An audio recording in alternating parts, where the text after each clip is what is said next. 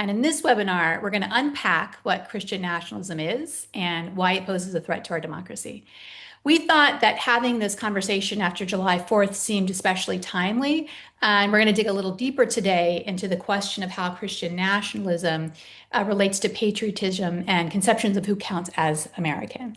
We are very lucky to be joined today by three of the leading scholars on Christian nationalism, and we're also happy that Allyson, Eric, and Sam, who are here today, they're going to introduce themselves here in just a second, have strong affiliations with PRI. Eric and Sam serve as affiliated scholars with PRI, and Allyson is just finishing her second year as a PRI Public Fellow.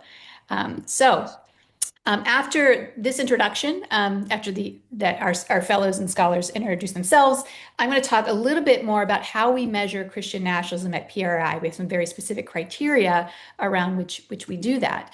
And I'm going to introduce you to a newly revamped American Values Atlas website. We spent a lot of time and effort and really redesigning our American Values Atlas website. And so hopefully you'll learn a lot about Christian nationalism, but also a lot about how to use this resource for your own research or really in your own work and for your own interest there. So in the meantime, please include any questions you might have in the chat, and we'll try to get to as many as possible. But without further ado, I'm going to pass the baton over to Allyson for a brief introduction, who's also going to share her thoughts on what she thinks Christian nationalism means and really why it's important to study Christian nationalism at this time in our democracy. Allyson. Great. Thanks, Melissa. I'm Allyson Shortle. I'm at the University of Oklahoma, where I'm an associate professor of political science. And Christian nationalism can be a lot of things, but I predominantly view it at its most basic form as believing that in order to be a real American or a true American, one should be Christian. Right. So it's this infusion of this idea of Christianity within American identity, but it also enters into American civic life as well. So it also, beyond this one simplistic normative belief, translates into an ideology. And we all know that there is also an expansive elite movement of Christian nationalism, which is highly organized and top down sort of fashion, which are the independent sort of actors and leaders within the movement who are pushing forward these Christian nationalist outcomes in our federal government right now. Why is it important to study? I think it's very important to understand who we think as a people, the American people believe belongs in the US and who does not, who can be a citizen and who cannot, because this determines who deserves good treatment, who should be awarded these services from the government and who should not, right? So it defines our inclusion and exclusion in a representative democracy fundamentally. Terrific. That was a terrific answer. I'm going to move next to Eric for his introduction and his ideas of what Christian nationalism means. Hi, I'm Eric McDaniel. I am a professor in the Department of Government at the University of Texas, and I'm the co-director of the PRRI Lab. What I'm going to say will probably sound just like what Allyson will say and just like Sam will say, because we have worked together in thinking about this, but kind of echoing what Allyson has pointed out about there's an elite aspect of it, and then there's the individual aspect of it. And thinking about it at the elite level, we can think of Christian nationalism as a part of nation building and state legitimization. So this is a way of trying to bring people together to understand themselves as a distinct group and nation, but then also to legitimize the actual state apparatus and its actions. But then at the individual level, it's also important to think of it as a way of an identity, a way of people establishing, who they are, where they fall in the world, who are the friends and who are the enemies. And just as Allyson pointed out earlier about, who receives benefits, who receives punishments. And I think this is very important to study because we are a nation that is probably the most religiously and racially diverse nation to ever exist. And we have constantly wrestled with who we are. And we've tried to present an idea of a melting pot, but we struggle with that quite a bit. And as we face the various struggles internally as well as externally, who we are really does define how we behave amongst fellow citizens, amongst non-citizens, but also how we behave in the rest of the world. Thank you very much. Turning it over to Sam. Hey, first, I just want to say thanks for the opportunity to be able to share with this time, and I'm just grateful for my colleagues and PRRI generally. So I'm Sam Perry, and I'm a professor of sociology at the University of Oklahoma. And as I think about Christian nationalism, I should have gone first. Like I appreciate what Eric and Allyson said so much, and I think they explained it really well. As I think about Christian nationalism, of course, I think of it as an ideology about who rightfully is supposed to be leading influence and has been an influence in the United States, and that is predominantly Anglo-Protestant Christians, and the expectation that they would remain in power, that they would have influence and voice, and their culture would have primacy in civic conversations and our sacred symbols and those kinds of things. It is also an increasingly, as we see with Marjorie Taylor Greene or Josh Hawley or any number of far-right groups, there's a number of people who are identifying with the term itself and calling themselves Christian nationalists. I also think it's a really powerful rhetorical strategy among politicians, and I think this leads into why I think it's so important to study these days. I think because the term Christian, and we're going to get into this in a second, as Christian can mean different things to different groups, and that is a coded term that can mean different histories and backgrounds and belief systems. Because that term Christian can mean so many different things, it can often be code for people like us and for our values, for our heritage, for our history.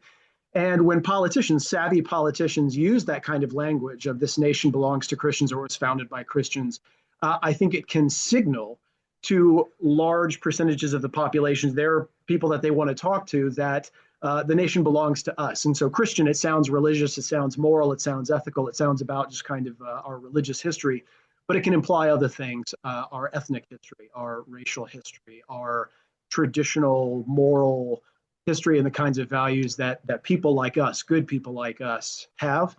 And so I think for that reason, it is really important to understand how that language is being used strategically by politicians and what individuals in the audience hear when they see that and how they respond to it. That was a terrific overview of sort of the complexities that we have when we think about Christian nationalism. So thank you all. I actually really also like the distinction, Eric, that you made between thinking about Christian nationalism at the elite level. Sam, you gave examples of leading political figures who are embracing the term and using it rhetorically. But we're actually going to turn now to PRI's data, which really focuses more on the individual level and trying to understand which Americans might be more likely to adopt the viewpoint of Christian nationalism. And so I want to talk specifically about how we measure this here at PRRI. Whenever you have a complex term like Christian nationalism, asking a person if they're a Christian nationalist or asking them one question around which to base that idea is really inadequate for a lot of reasons. And so, like other social scientists, we here at PRI have developed a scale that allows us to really sort of understand which Americans are more prone to believe or endorse some Christian nationalist views. And so I wanted to talk a little bit about what the scale measures. So we look at 5 questions that really are about the relationship between Christianity, American identity, and the US government. And so we asked respondents whether they agree completely or mostly, or disagree mostly or completely with a number of 5 different statements. One of those is, should US laws be based on Christian values? Which kind of it's probably the question about which we get the most agreement among the American public. 40% of Americans say that US laws should be based on Christian values. Then we asked specifically, if the US moves away from our Christian foundations, we will not have a country anymore. So how much do you agree with that perspective? And here we find a slight decline to 37%. On the question of whether being Christian is an important part of being truly American, 30% of Americans agree with that sentiment.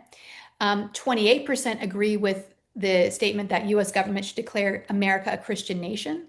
And then finally, we have less agreement on a very more specific, I think, and more, I think, pointed exercise of Christian nationalism when we ask Americans, do you agree that God has called Christians to exercise dominion over all areas of American society? And that dominion term is one that's very closely linked to some far-right evangelical and charismatic groups, such as you might have heard of the New Apostolic Reformation.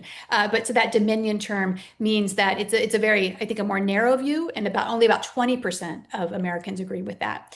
And so what we do is that we combine those into a scale. These statements are highly correlated. We've done statistical analyses to ensure that. And we come up with 4 different criteria of defining Americans based on their answers to these. So what I'd like to do now actually is to take a look more closely at our American Values Atlas, which I promised I would do. So I think, let's see. This is our brand new American Values Atlas that has been retooled. The American Values Atlas is a terrific resource we have at Public Religion Research Institute, where it's based on more than 20,000 interviews of American annuals on a range of different policy questions. And so we ask Americans about things such as LGBTQ attitudes, like support for policies such as same-sex marriage. We ask about abortion attitudes. We ask about immigration attitudes. But on Christian nationalism, I want to point out some features that we have specifically here. So if you look at this button all the way on the right, we have our measures of Christian nationalism. And what you can do is you can go down through various years to see what we find with respect to these measures. Now, with Christian nationalism, we've really only begun studying it pretty more systematically since 2022, 2023. But I'm going to look at the most recent data that we have available from our 2024 American Values Atlas. And so what I'm going to do is I'm going to look at one particular question and then look at our scale more broadly. So we asked about whether or not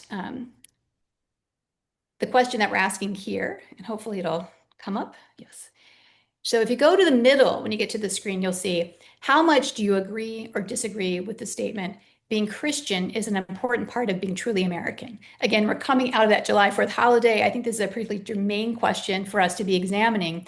And what we see is a map of all 50 states. You can also look at this, the breakdown of this data by metro area and regional analysis as well, but we're going to stick with the 50 state map here. And so on this question of how important is it for you to be Christian to be fully American? What we find is that nationally speaking, only about 10% of Americans completely agree with that idea. If we include the mostly agree in addition to that, that's an additional 20%. So that's where that 30% number I cited before comes from. But the cool part is that you can actually go to the map to see where agreement with this statement is most likely to be populated. And so on the complete agreement statement, we find a low of 3%, and that's actually Washington State. Washington State residents, only 3% of those residents say they completely agree that you have to be essentially being Christian is an important part of being truly American, to a high of 29% in the state of Mississippi. And with this feature, you can also do this. You can also add the mostly agree feature, so you bring people together. And so we oftentimes combine those categories. So agreement with the idea that, to be completely American, you have to be a Christian. You see sort of how it looks on this map. And not surprisingly, we're seeing in the Deep South, in the upper middle Midwest, you tend to have more agreement with that issue here. But what I want to do now is to take a look at that larger composite measure that we talk about with respect to the Christian nationalism scale. And so that's the Christian nationalism measure here. And we have grouped Americans into 4 categories based on the composition of their answers to those 5 questions I talked about earlier.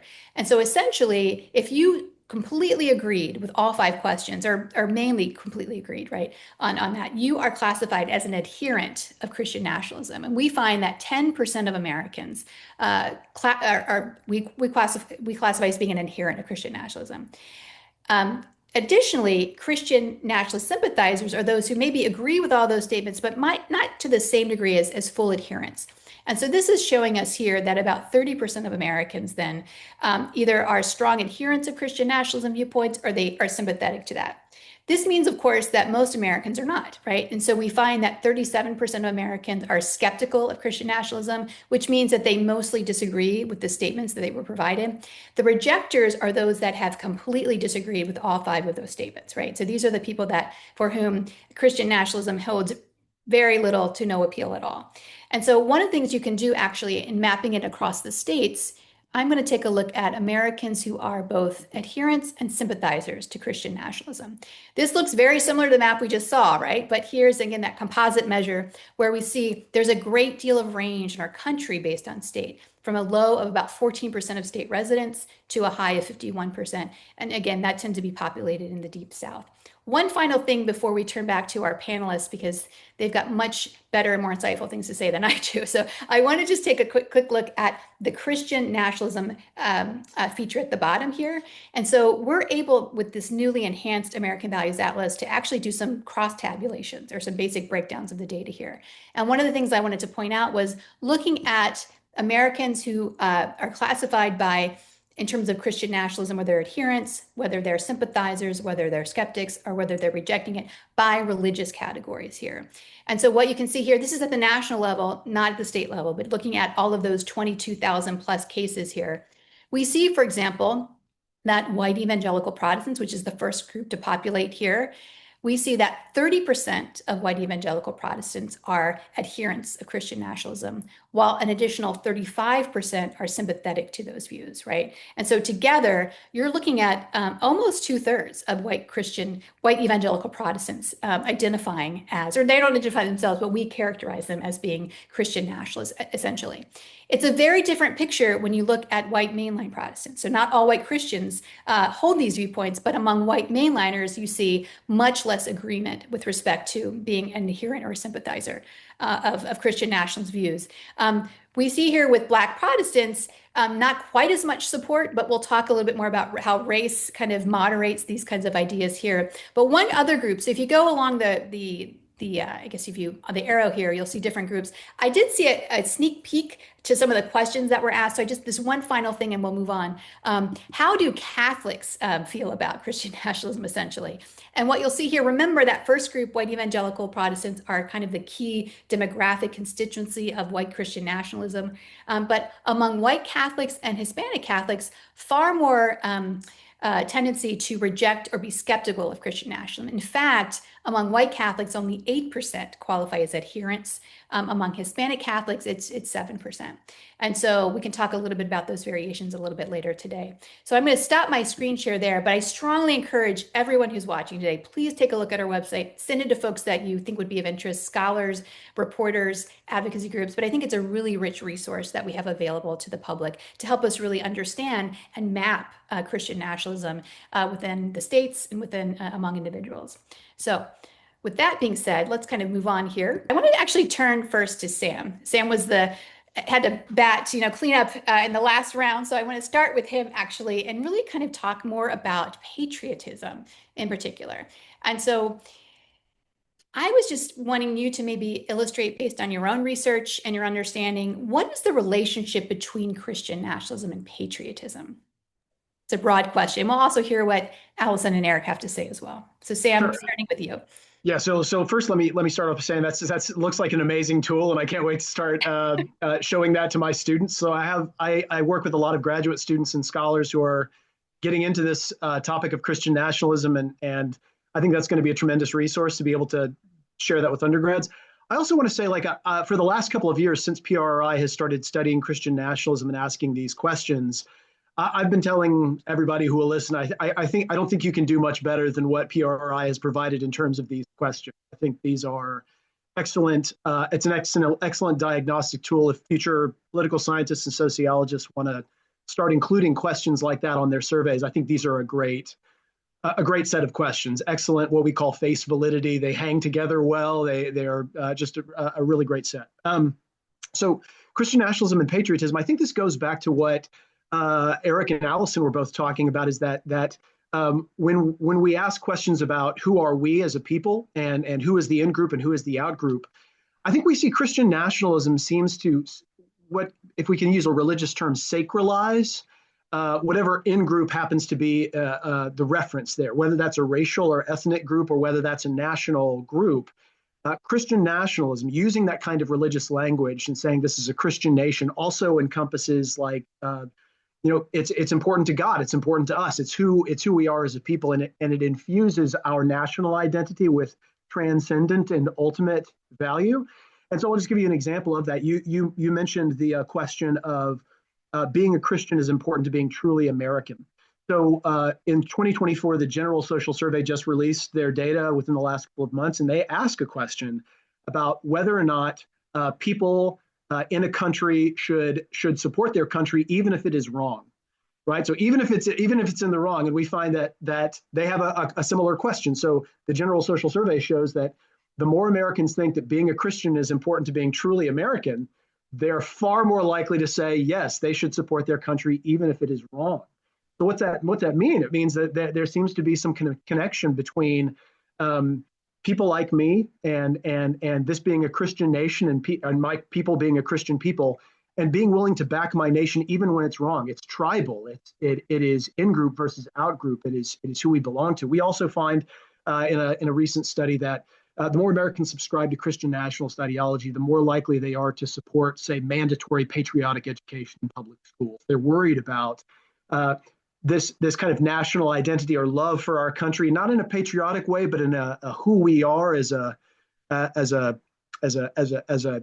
traditional sense, our own identity slipping, and so they feel like that ought to be required of people. So I think Christian nationalism and patriotism go hand in hand. But I will say we did a study on this recently where we looked at this connection between being a Christian and it being important to being truly American and this kind of support your country even if it's wrong. We find that really only holds for white Americans and not people of color. So Black Americans, Hispanic Americans didn't connect being a Christian nation with supporting your country.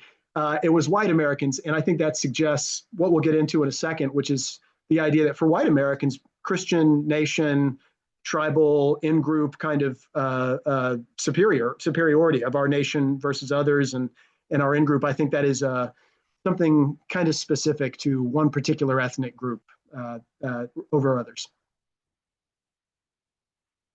Thank you, Sam. Allyson, Eric, did you want to chime in about sort of the ideas, the connections between patriotism and Christian nationalism? Allyson?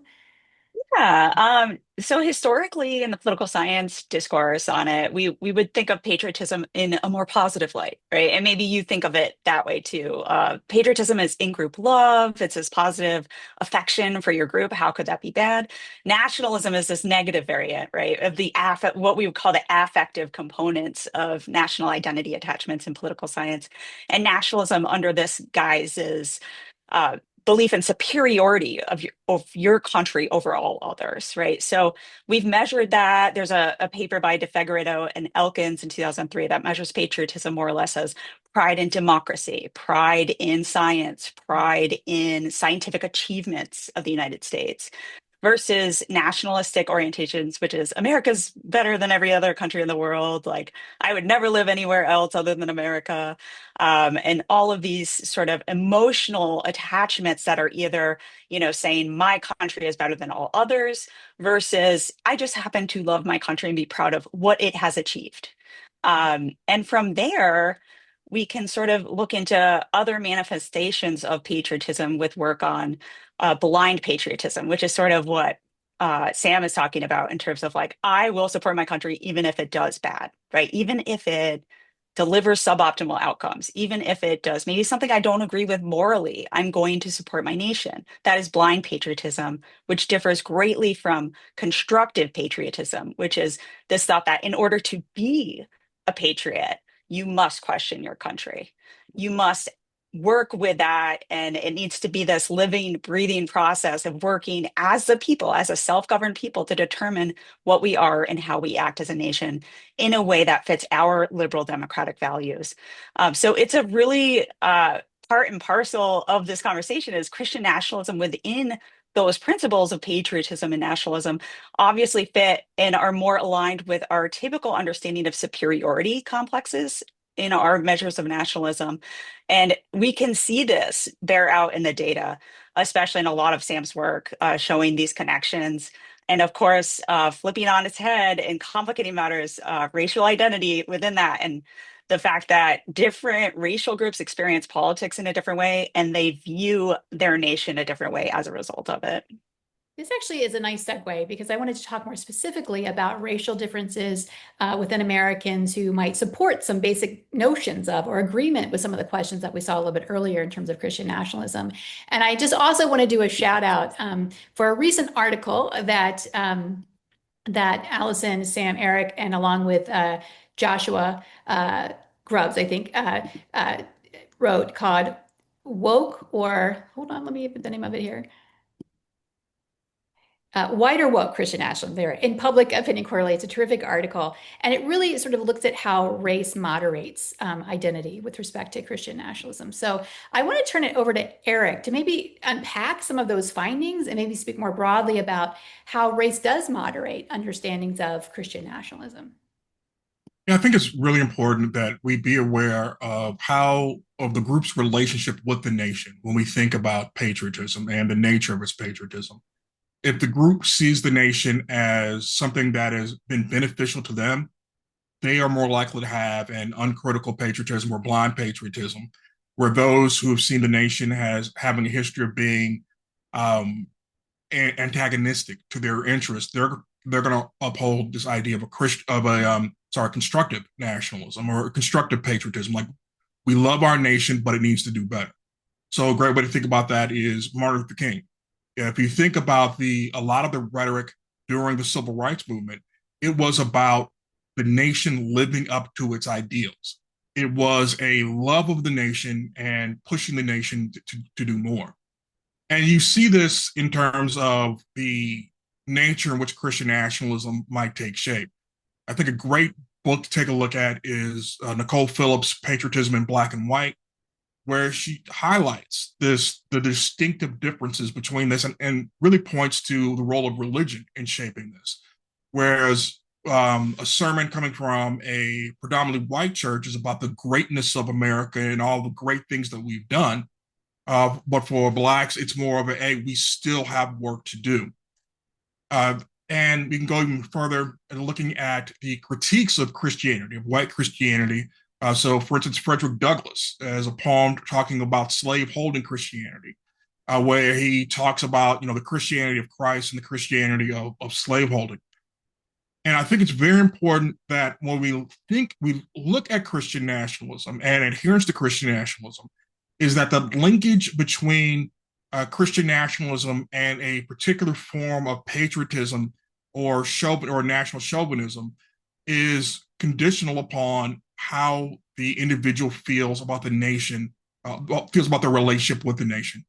If they feel that there is a threat to the nation, then they will probably look more like what we're seeing coming out of white Christian nationalists. If they believe that the nation is a threat to them, we're probably going to see less of a linkage there. And it's very important that when people talk about this, and a lot of people talk about, Blacks rank high on this, but it does not mean the same thing. So like one of my colleagues, Tasha Philpott, has a book called Conservative But Not Republican. There's a lot of work out there that talks about how Blacks have used the same words as whites, conservative or in other terms, but doesn't necessarily mean the same thing politically because it's being developed within a different space. And the lack of awareness of that can create some really false some false beliefs about certain groups. Terrific. Sam, did you want to add on to that? About race and differences maybe within Christian, maybe tribes within Christian nationalism and how that, how we can understand that and unpack that idea?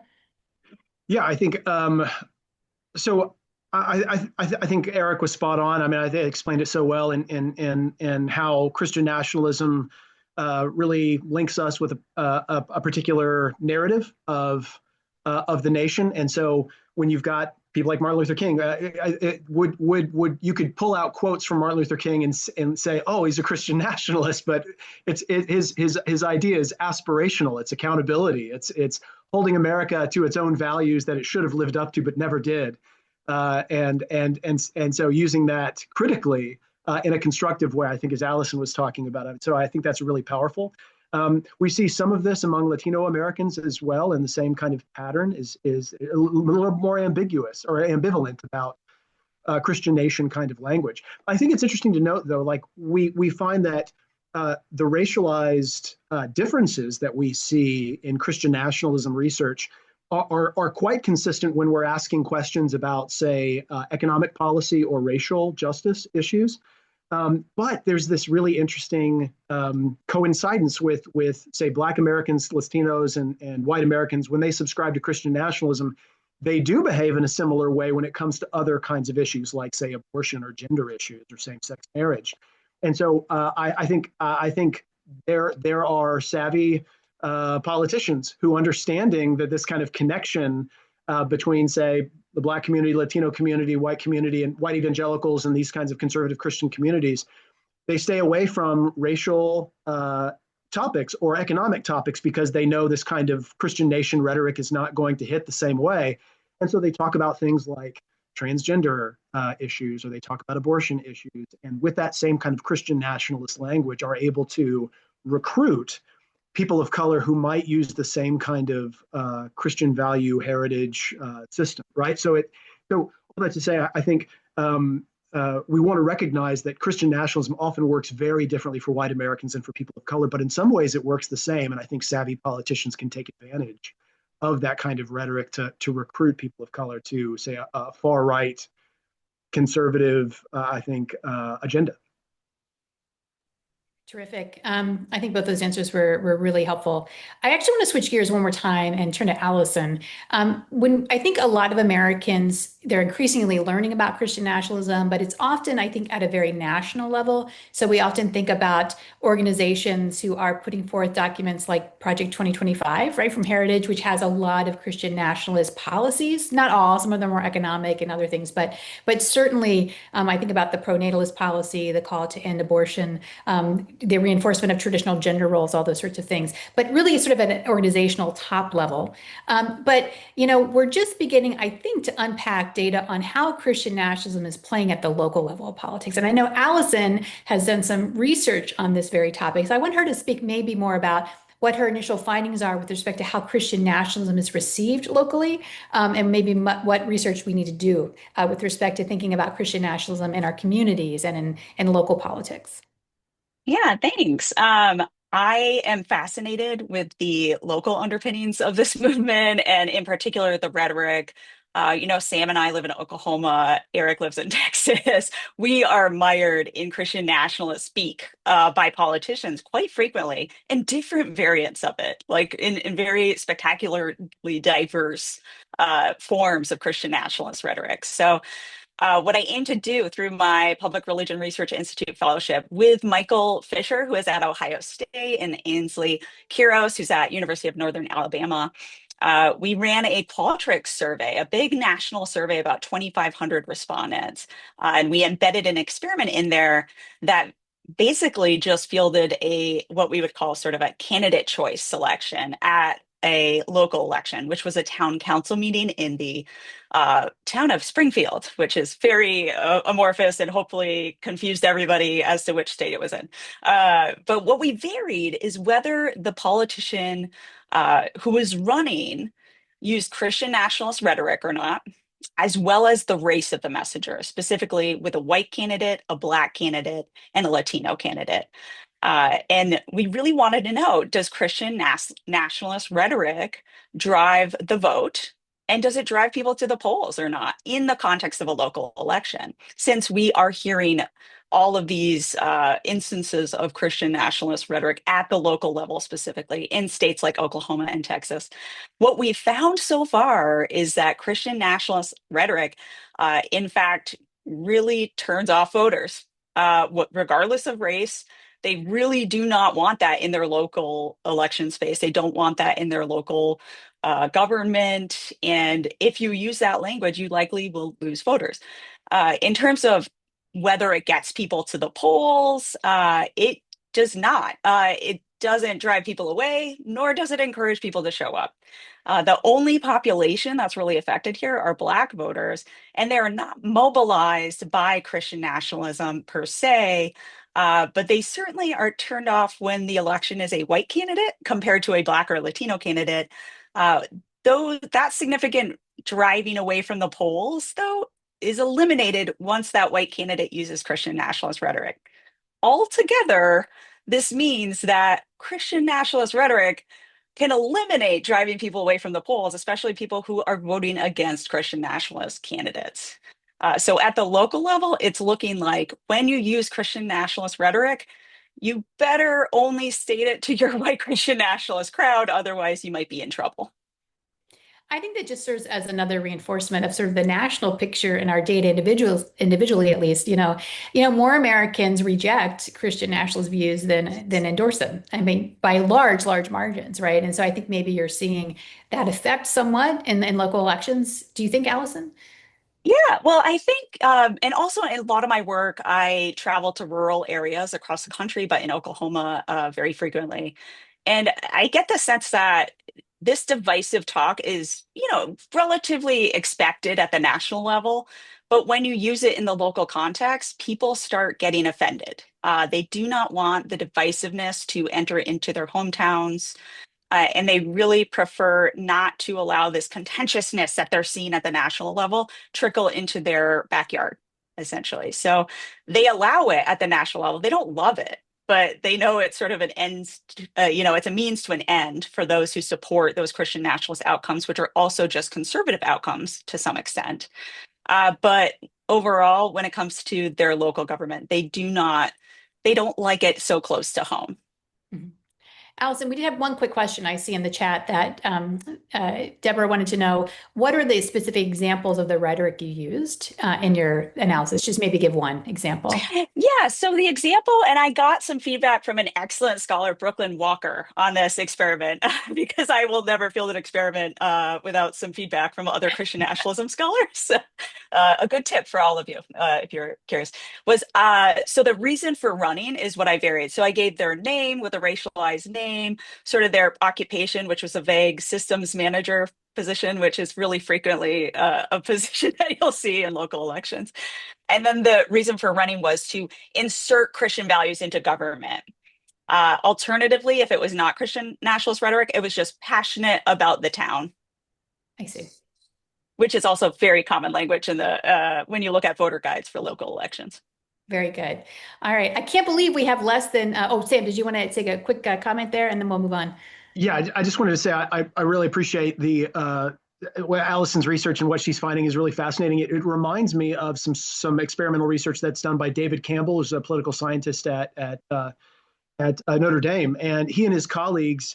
They also, at the local level, they did some experiments where they talked about a local politician and clergy people using Christian nationalist rhetoric, and they found that not only was that not a selling point for a lot of people, it actually was something that kind of made them want to deny their own religious identity. Like if they had it even, they did this kind of experiment at time 1 and time 2, and they found that people who had any, especially young people who had any kind of left-leaning or liberal like values, when they heard this kind of rhetoric at time 2, they were actually less likely to even identify as a Christian or a religious person.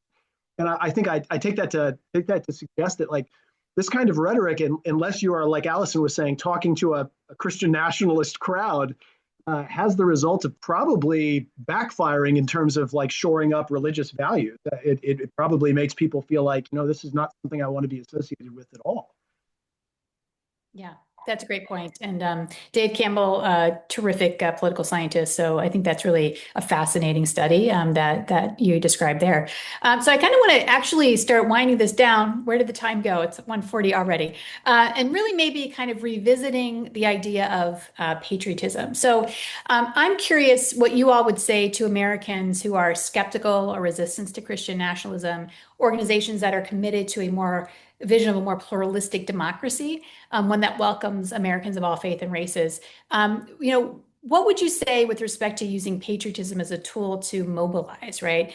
One report we put out earlier last year actually was looking at the pluralistic resistance to Christian nationalism, which was made up of many people of faith, actually, to be honest, right? Because again, I think there's just this misperception, common misperception that Christianity means that you endorse these views. And in fact, we find that to be not the case at all among many people of faith. So in your estimation, how can we rethink about patriotism as a way to kind of mobilize people against really what I view as the illiberal kind of force of Christian nationalism. For us, and for me in particular, one of the reasons I'm so committed to understanding Christian nationalism is that we find that Christian nationalists routinely in all of our research, and we use that lens in a number of reports, are more likely to potentially support political violence, are more likely to support authoritarian leaders who want to break the rules. And this really stands in stark contrast to sort of the vision and the promise of a democracy that's inclusive in America. So final thought here, how patriotism can be used to help people that want to resist the kind of tendency of Christian nationalism to be spreading in the country. I think one of the ways we can think about this is trying to rebuild American civic life and civic organizations. And the idea of patriotism is about interacting with each other face to face. I think people have become increasingly more isolated. And Putnam's Bowling Alone is turning prophetic in the sense that people are not building the social capital that's needed. And if we change our understanding of what it means to be a patriot, it means to be interacting with other Americans, one, it will decrease the sense of threat. Also, I think the sense of isolation is critical. We do know that people who are high on Christian nationalism, that regularly attend church, the negative aspects, such as supporting political violence, goes away. But there's something about being in a community, about interacting with others. And in general, we're seeing people are frustrated. They're mad, but a lot of that is because of they're isolated and that lack of making connections. And part of building this pluralistic national identity is making sure people don't feel isolated. And so we would probably need to push a version of patriotism that is about engaging in the community, talking to each other. And that has really subsided over time because people are not joining organizations like they did in the past. And this kind of death of civic life has allowed for people to be much more individualistic, and really allowed kind of the barriers on bad behavior have been taken away because they're not regularly interacting with people.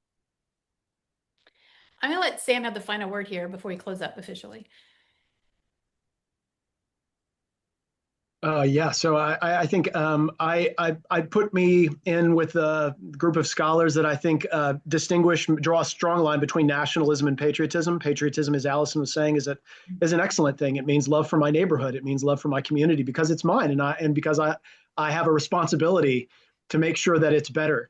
I love what Eric said. I think a return to local civic life is key. I think to denationalize the nationalization of all of our politics to where the guy knocking on my door running for school board has to somehow tell me whether or not he's against the Pelosi agenda or something like that is absurd. I just want to know whether my curb is going to get fixed. I just want to know whether we're going to build that pool in Norman.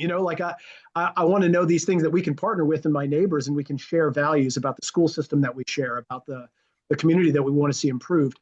And so I think Eric was spot on. It is about I think transcending these kind of national partisan divisions to understand how we are connected with one another. And I think a great book, Stephen Smith, who's a political scientist at Yale, has a great book, Reclaiming Patriotism in the Age of Extremes. And he really speaks, I think, really eloquently about why patriotism is really an excellent thing. It's something that we should lean into. I think something that Allyson was saying at the beginning, I want to return to. I think Christian nationalism and people who subscribe to Christian nationalism, the Christian nationalists, people who even identify that way, I think they have a case in that they're trying to answer a question of what unites us as a people now, and what causes us to work together and to want to share kind of values. And if it's not going to be Anglo-Protestantism, what will that be? Well, I think we need to return to really a civic nationalism of common creeds, the common values that we share as Americans and American people, that we full legal equality, liberty and justice, and democracy, and a government by the people and for the people. And so I think if we can shore up those values, and we need to have better stories about who we are as a nation, and something that is more compelling than just us versus them. It's not working. I think that's a great way to end our webinar today. I'd like to thank Allyson, Eric, and Sam for joining us today. I feel like I've learned a lot myself in this webinar. I'd encourage all of you who attended today, please sign up for our regular emails, sign up for our newsletters. You can follow us also at Blue Sky, at info, at PRI Poll, and also consider supporting our work. This work is it's not free, and so it often takes resources to really amass all of this data and put together the staff and analysts to do this sort of work. So I strongly encourage you to consider contributing to our work here at PRI as well. Thank you all for joining us, and I hope you have the rest of your day is great. Thank you so much.